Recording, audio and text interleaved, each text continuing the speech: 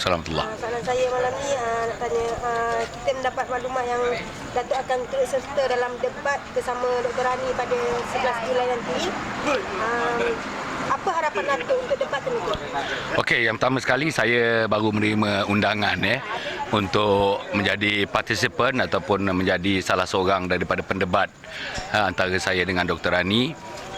Saya pada prinsipnya tidak ada masalah. Dan debat yang seperti ini sebagaimana yang kita tahu sekarang ni dah menjadi acara-acara yang dikenalikan di berbagai pihak, dan saya rasa di peringkat Meru, di peringkat PAS Negeri Selangor dan juga di peringkat pengundi-pengundi Negeri Selangor perlu juga mendapatkan kata orang kebaikan-kebaikan daripada perdebatan yang sedemikian. Apa yang diharapkan bagi saya ialah agar Dr. Rani yang pertama sekali dapat hadir.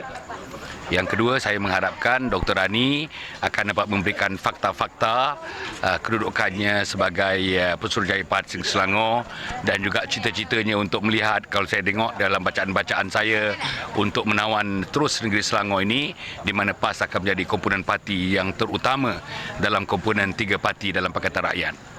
Bagi saya pula harapannya tidak lain dan tidak bukan dengan kita mengadakan debat dengan hujah-hujah, dengan fakta-fakta yang dikemukakan, memudahkan bagi rakyat untuk membuat pilihan yang betul.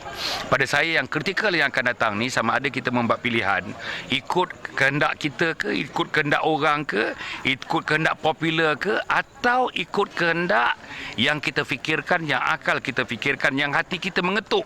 Inilah pilihan yang tepat sebagaimana yang disuarakan oleh Datuk Zulkifli Nordin tadi, saya tadi, dan juga dalam ceramah-ceramah yang lepas. Tidak lain dan tidak bukan oleh kerana kesilapan-kesilapan besar yang dilakukan oleh Pakatan Rakyat, maka kita menolak Pakatan Rakyat dalam pilihan raya yang akan datang ini.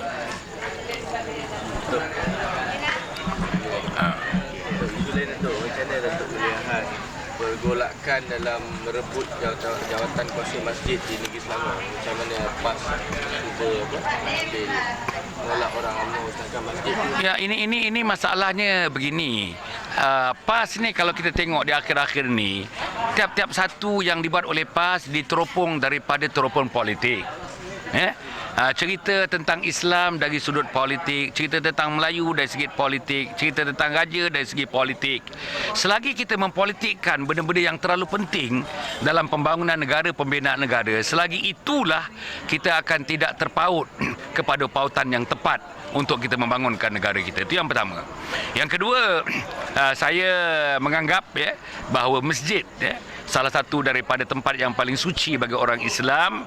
Bagi saya, kita boleh berpolitik, tapi politik of development, politik of unity, politik untuk membangunkan anak-anak, politik untuk membangunkan remaja, politik untuk membangunkan taraf hidup kita, itu boleh. Tetapi parti politik, cerita tentang politik kepartian, saya sendiri sebagai orang yang pernah menjaga JAIS, menjaga MAIS, menjaga masjid dan surau Negeri Selangor, inilah benda-bendanya yang akan menyebabkan masyarakat terbahagi dua, renggang, serenggang-renggangnya.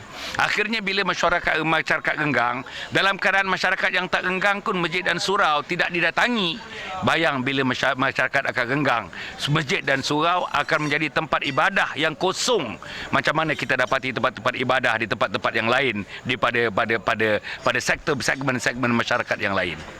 Datuk, macam perebutan kuasa masjid ni ketika masa Datuk dalam PAS, adakah ini merupakan salah satu agenda dalam PAS atau macam mana, ataupun selepas? Tak, mana-mana parti pun. Saya tidak berkatakan PAS saja, mana-mana parti. Sebab masjid ni kita dalam bulan Ramadan terutamanya, saya rasa perebutan ini berkait dengan bulan Ramadan. Masa saya dulu, saya wajibkan tazkirah seluruh masjid, 560 lebih masjid, 2000 surau di Negeri Selangor ini, kita minta sebelum tarawih atau selepas tarawih diadakan tazkirah. Jadi ini yang nak direbut. Pasal pilihan raya umum ke-13 pun terlalu hampir. Jadi tazkirah saya hari itu paling tidaknya kita ada 7 ataupun 8 precondition. Kalau nak mengadakan tazkirah, kita minta mengadakan tazkirah, tetapi ada guidelines-nya. Salah satu guideline-nya misalnya penceramah-penceramah yang datang mesti yang ditauliahkan oleh JAIS. Itu yang pertama. Yang kedua, tidak boleh menyentuh apa-apa juga isu-isu politik yang boleh menimbulkan permasalahan di kalangan mereka yang mendengar.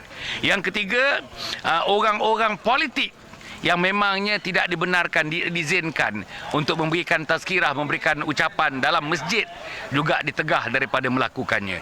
Yang keempat, yang kita bagikan tak salah saya, salah satu daripada precondition atau syaratnya ialah bahawa tazkirah itu tidak sepatutnya menimbulkan keregangan ataupun tazkirah itu dibuat begitu panjang dan sebagainya hingga mengganggu tarawih, hingga mengganggu ibadat-ibadat lain, tadarus dan sebagainya. Jadi kalau ini dapat dijaga, dan saya mengharapkan MAIS dan JAIS akan mengadakan betul-betul pemantauan yang rapi supaya siapa juga yang datang mesti memenuhi syarat-syarat. Kalau tidak memenuhi syarat-syarat, dengan cara apa pun mesti dilaporkan kepada JAIS, dilaporkan kepada MAIS.